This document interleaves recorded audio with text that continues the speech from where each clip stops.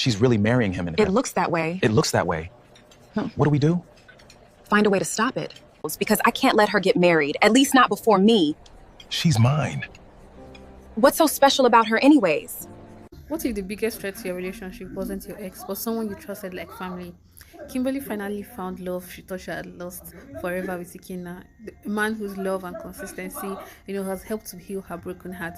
And just when they're planning their happily ever after, two people from her past come together to plot a game of lies, manipulation, and betrayal. The question now is, will their love survive this, or will the past win again? You have to watch this finale of Odogwu Silencer to find out exactly how this happened and how they are able to walk through it. Are they going to survive it, or will the plot work against them? So please, while you watch this movie, don't forget to subscribe to the channel, like our video, share with your friends, and also turn on the notification bell so you get notified anytime we drop a new video. Enjoy the movie, guys. By sunrise, the news had traveled faster than either of them expected. Within days, wedding planning became a full-time occupation. The weeks after the proposal became some of the happiest weeks of Kimberly's life. Everything felt lighter, brighter, more meaningful. For years, she had watched other women plan weddings. Now she was planning her own, and somehow it still felt unreal. Every morning she woke up and stared at the ring, not because of its size, though it was admittedly impressive, but because of what it represented: security, commitment, promise. For the first time in her adult life, someone had chosen her completely, and that realization never got old. One Saturday morning, Kimberly sat with Adora at an upscale bridal boutique. Wedding dresses surrounded them, wedding dress sketches covered the table, coffee cups sat forgotten beside them. Adora said, "You know you're smiling again." Kimberly, looking at her, still blushing, said, "What?" Adora said, "That smile." Kimberly asked, "What smile?" Adora replied, "The one you used to have before Daniel." Kimberly's expression softened. Adora said, "I missed it." For a moment, neither spoke. Then Kimberly reached across the table and squeezed her sister's hand. "Thank you." Adora asked, "For what?" Kimberly answered, "For not giving up on me." Adora's eyes immediately filled with tears. "You're trying to make me cry in public," Kimberly said. "Yes!" Both women laughed. But before the wedding came tradition. The families were gathered for a formal introduction. Meanwhile, Odogwu Silencer continued being himself. One Wednesday afternoon, Kimberly received a message. No explanation, just a location. A few hours later, she arrived and froze. Before her stood a luxury waterfront property. Modern, elegant, beautiful. The exact kind of home she had once described during a random conversation months earlier. Ikenna stood beside it, smiling. Kimberly, in shock, said, "No." Ikenna answered, "Yes." Kimberly asked, "You bought a house?" Ikenna smiled and said, "I bought our house." Kimberly covered her face. "I don't know whether to kiss you or report you." Ikenna said, "I'll take the first option." Before we continue, please take our time to subscribe to this channel, like and share this video. Let us grow this community of story lovers. Back to our lovebirds. For several months, life felt almost perfect. Wedding planning, date nights, family dinners, business growth, church services, house preparations, future plans, the kind of season people pray for. The kind of season people assume will last forever. Unfortunately, forever rarely arrives without opposition. 300 kilometers away, Daniel Martins stared at a photograph. A photograph of Kimberly and Ikenna. Smiling. Happy. engaged, everything he never expected to see. His jaw tightened. The emotion wasn't love. Love would have let her go. This was something darker, something uglier. Pride.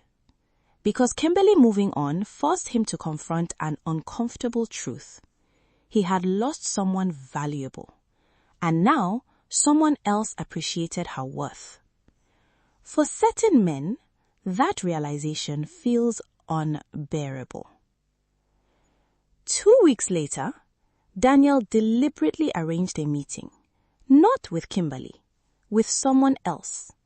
Someone who knew Kimberley very well. Someone who had been absent for years. Vanessa Cole, Kimberley's closest friend from university. The woman she trusted almost like family. The woman she had once called a sister. Vanessa had recently returned to Lagos after several years abroad.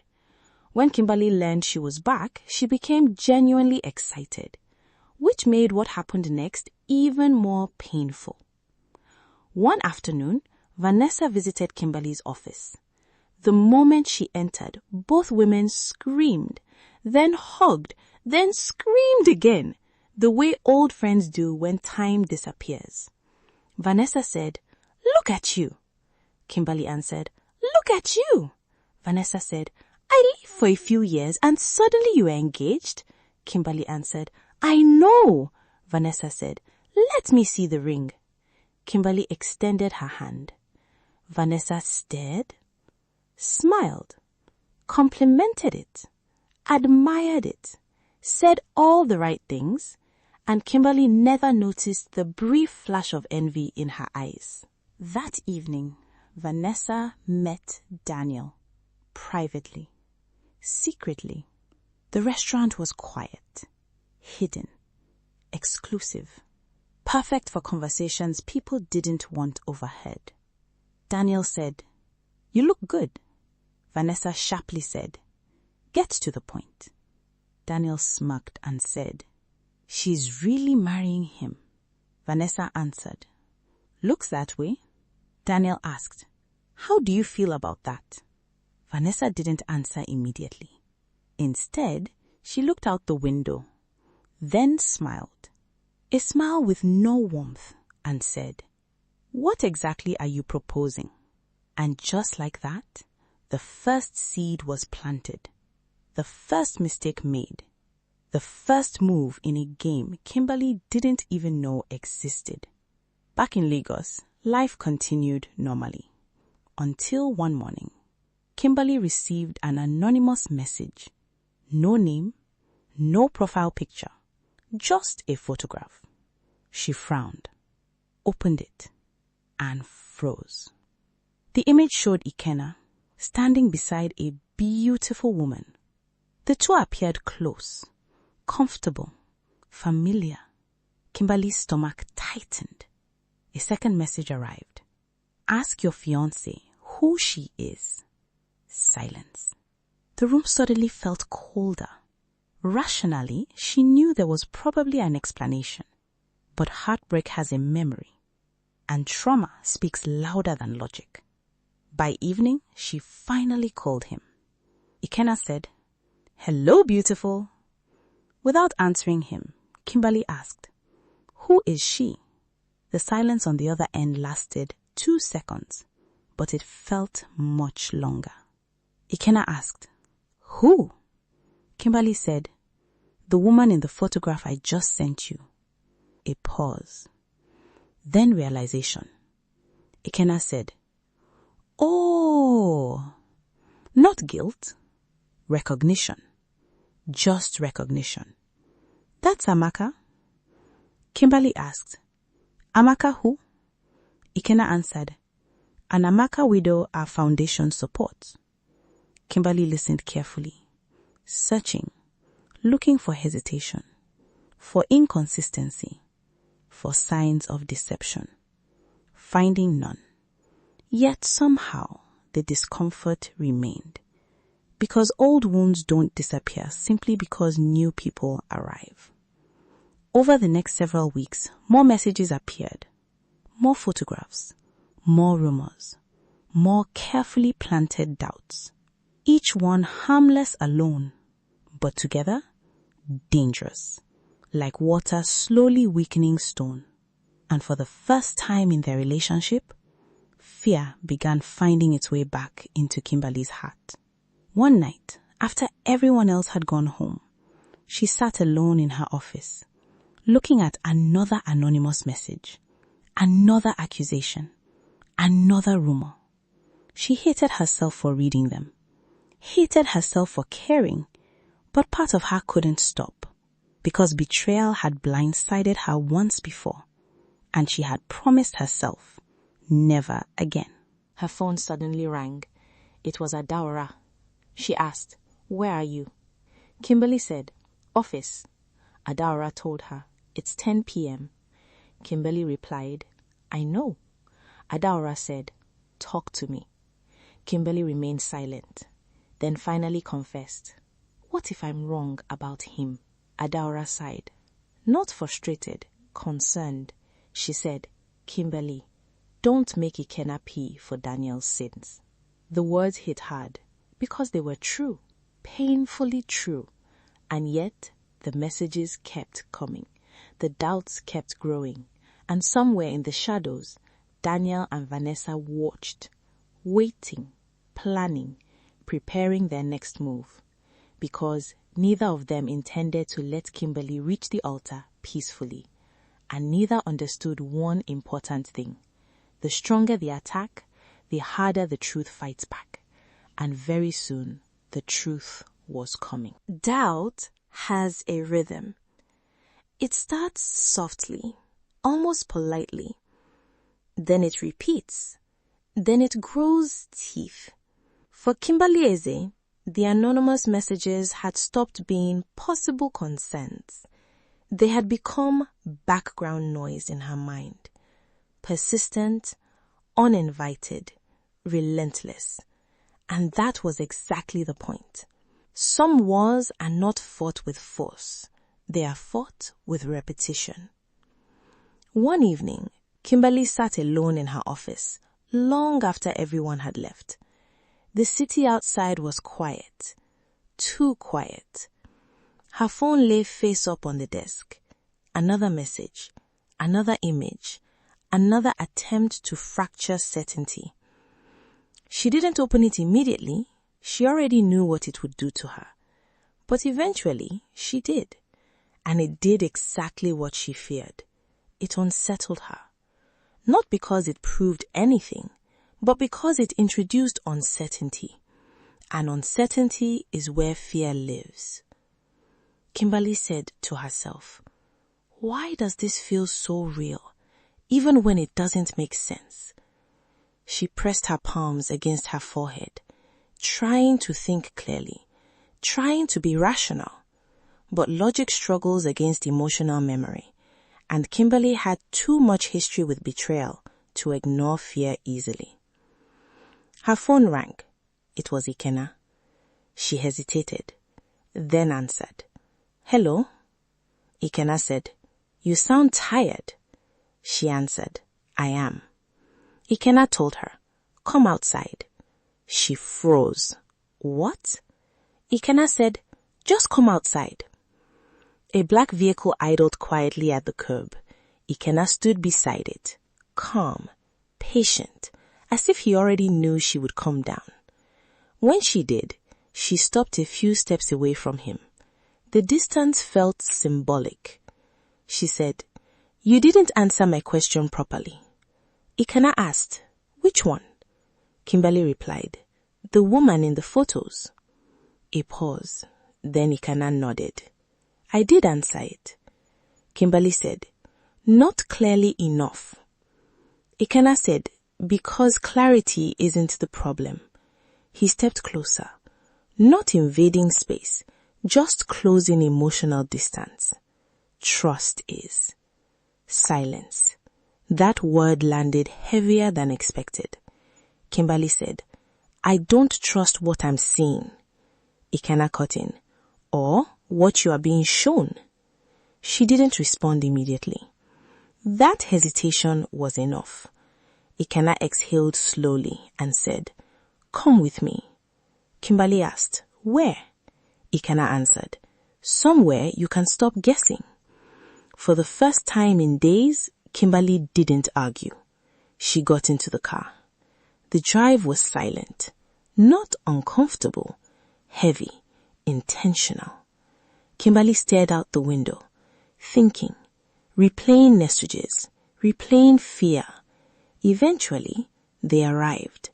A gated property, quiet, private, secure. Kimberley stepped out slowly, looking around. She asked, "What is this place?"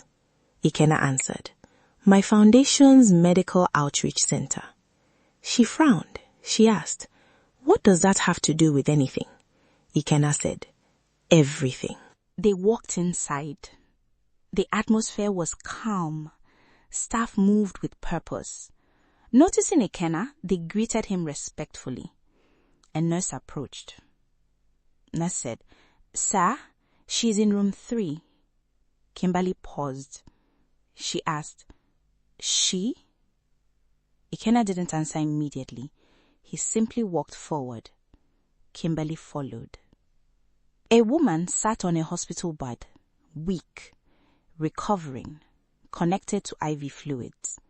This was Amaka, the same woman from the photographs. Kimberley stiffened instantly. She asked, "This is her?" Ikenna said, "Yes."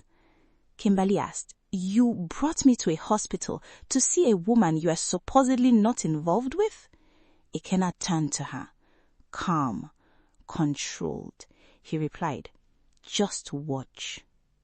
A nurse entered with documents, explaining, clarifying. The truth unfolded piece by piece. Amaka was not a partner, not a romantic link. She was a widow with severe health complications. Her husband had been a close associate of Ikenna's late friend. Before his death, he requested Ikenna ensure she never lacked medical support. Silence filled the room. Kimberley's expression slowly shifted. Confusion, then realization, then shame. She finally spoke. "Why didn't you just tell me?" Ikenna said, "I tried."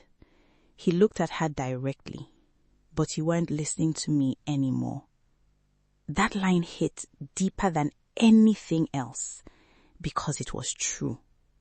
Trust doesn't break from one lie. It breaks from repeated fear. And Kimberley had been living inside fear for weeks. Not because of Ikenna, but because of everything before him. Kimberley stood outside alone, breathing heavily, trying to process. Ikenna joined her. He didn't touch her, didn't pressure her, just stood beside her. He said, "You don't have to believe me immediately." Kimberley replied, "I want to." Ikenna asked, "But?" She hesitated, then admitted it. "But I don't know how to stop doubting." Silence. Then Ikenna spoke softly. "Then we fixed that together." Not anger, not frustration, just commitment. But somewhere else in Lagos, truth was not the goal. Destruction was. Daniel Martins sat across from Vanessa Cole, the air between them colder than before.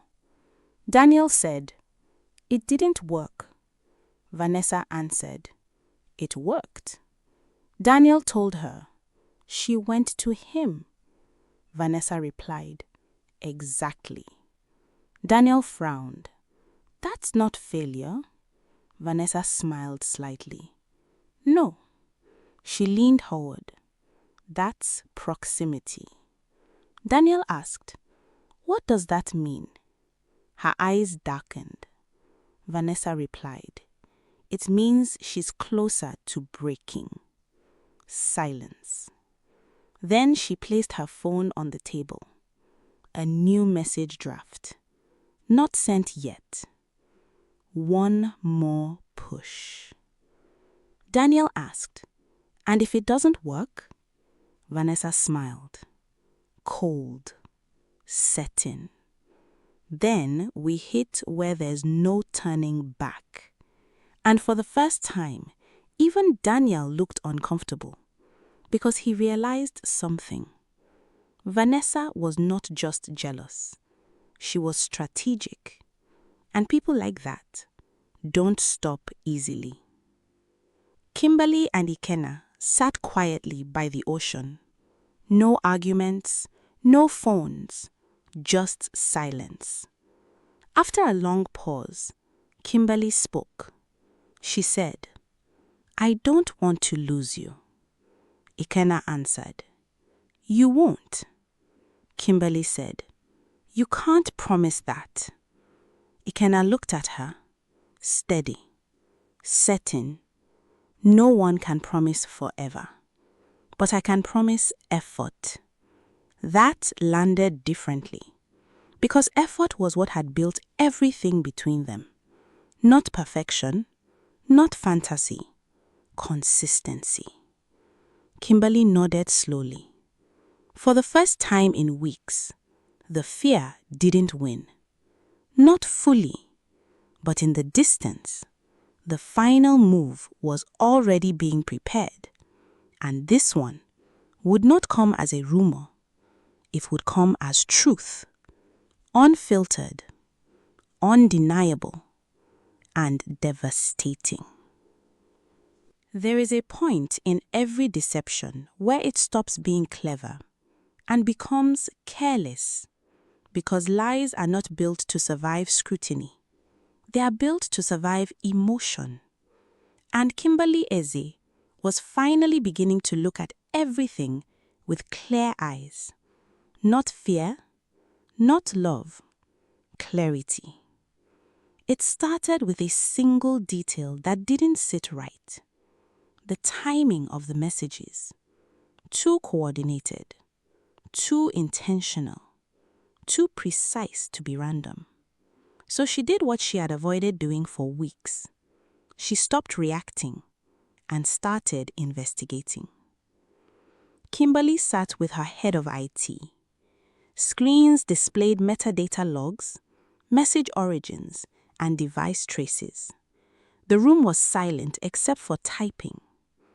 IT specialist said, "These messages, they're routed through multiple proxy layers." Kimberley asked, "Meaning?" "Meaning someone didn't just send them." He hesitated. "They designed them to not be traced easily." Kimberley leaned forward. Kimberley asked, "Can it still be traced?" A pause. Then, IT specialist said, "Yes, but it takes time." Time was something Kimberley no longer had patience for, because wedding preparations were already in motion. Invitations printed, venues booked, families informed. And yet, her peace was still being attacked from the shadows. Vanessa Cole stood in front of a mirror, dressed elegantly, calm, controlled. But her hands told a different story. They trembled slightly as she held her phone. A message draft was open. Send final set of photos. She hesitated, then smiled. Not warmly, strategically. She said, "Almost there." Daniel watched news footage of Kimberley's upcoming wedding announcement. His jaw tightened. Something inside him shifted. Not love, not regret, possession, losing ground, and being replaced by something unstable. Daniel said, "This is getting out of hand." He grabbed his phone, dialed Vanessa. Vanessa said, "You're calling late." Daniel replied, "I'm done with this." Vanessa said, "No, you're not." Daniel answered, "She's getting married." Vanessa asked, "And you're only noticing now?" Silence. Then Daniel lowered his voice. You said she would doubt him. Vanessa answered, She did. Daniel said, Not enough. Vanessa exhaled slowly and said, Then we escalate. Daniel asked, What does that mean? A pause. Then Vanessa said, It means we stop playing safe. The next morning, Kimberley received something different.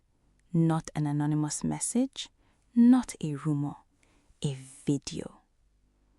Kimberley sat frozen. She pressed play. A private conversation. It was Daniel Martins and Vanessa Cole. Years earlier. Intimate, undeniable, confession. Daniel said, I messed up. Vanessa replied, You always do this. Daniel said, It wasn't supposed to happen again. Vanessa answered, But it did. Silence. Then laughter. Uncomfortable, familiar. Kimberley's breathing slowed. Not because she didn't understand, but because she did. Everything clicked. Too clean, too obvious, too late. Kimberley whispered, No.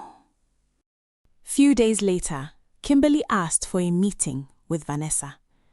Kimberley walked into the cafe slowly. Vanessa was already seated, waiting, not surprised, almost expectant. Kimberley said, Tell me it's fake. Vanessa smiled faintly. She said, It's not. Kimberley stared, searching her face. You and Daniel? Vanessa didn't answer immediately. That was the answer. Vanessa answered, It was years ago. Kimberley asked, While I was with him? Silence. That silence confirmed everything. Kimberley sat down slowly, not because she was weak, because the weight of realization demanded it. You watched me grieve him.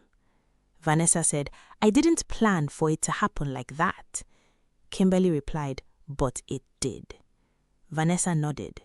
No apology yet, only justification. Vanessa tried to explain. I told myself it didn't matter.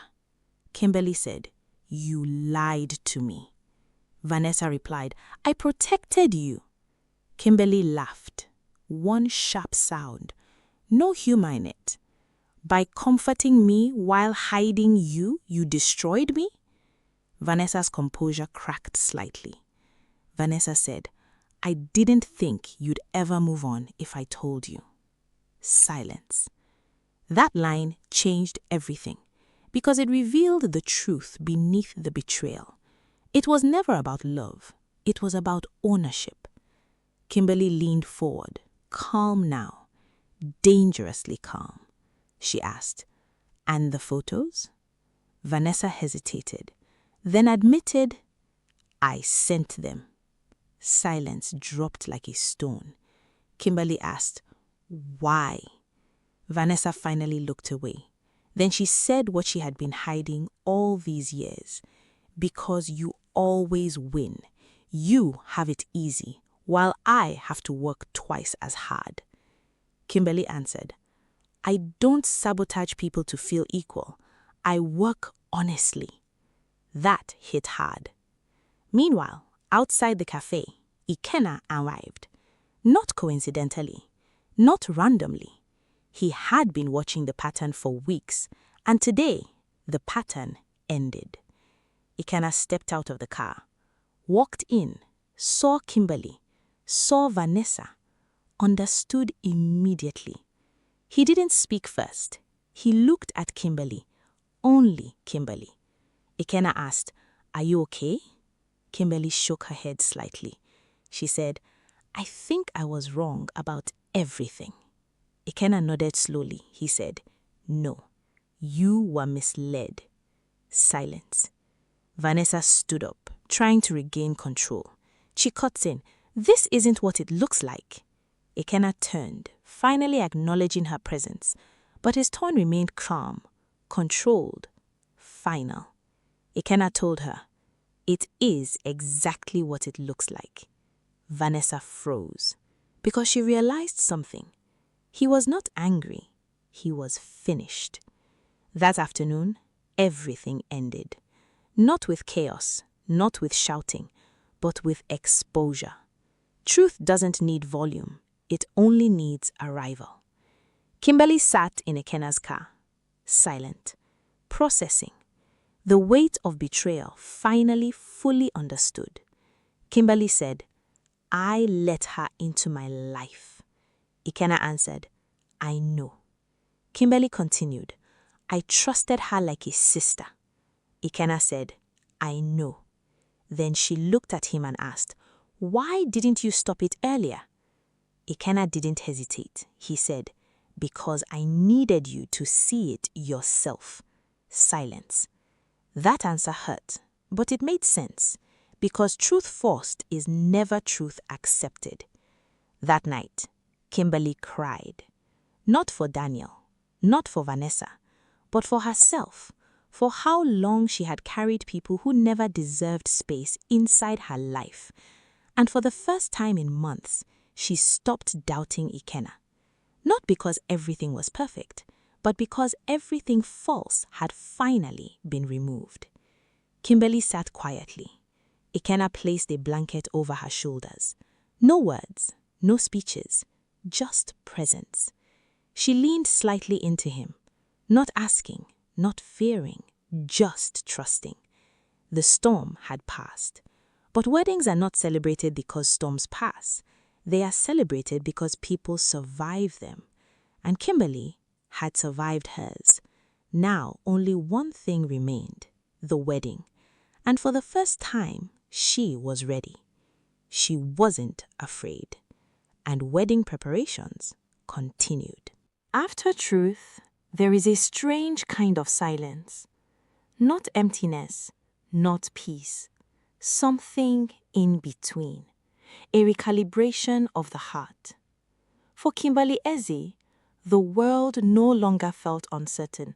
It felt clean, and that clarity changed everything. Vanessa was gone. Daniel was gone. The noise was gone. What remained was what had always been real. Ikenna Okafor, Odogwu Silencer, and a future that no longer felt fragile. Life felt easier. Healing did not arrive dramatically. It arrived in small returns. Sleep without anxiety. Meals without overthinking. Smiles without fear. And slowly, Kimberley became herself again. The traditional wedding was not just a ceremony. It was restoration, a public declaration that what was once broken had been rebuilt. Kimberley stepped out in full traditional attire, regal, grounded, powerful, and for the first time, not carrying emotional weight behind her smile. And through it all, there was no doubt left in Kimberley's eyes, only certainty. They have a beautiful traditional celebration. And the next morning, Kimberley was ready to walk down the aisle with her Odogwu Silencer. The white wedding was different. Not louder, not bigger, but deeper. Because this was not a celebration of finding love. It was a celebration of surviving everything that tried to destroy it. Kimberley stood at the entrance, Adaora beside her, holding her hand tightly. Adaora asked, "Are you ready?" Kimberley answered, "Yes." Adaora smiles and says, "Good." They share a look, then Kimberley begins walking. Eyes follow her. Family, friends, history, hope. At the altar, Ikenna waits, steady, unshaken, not surprised, not nervous, just present. For Ikenna Okafor, this moment was never uncertain. It was always inevitable. Because some men don't chase love, they build toward it, patiently, deliberately, quietly. The pastor begins, Ikenna Okafor, do you take Kimberley Eze as your wife? Ikenna said, I do. No hesitation, no performance, just certainty.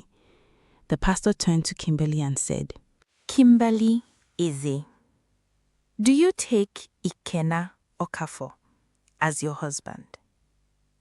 A pause. A long one.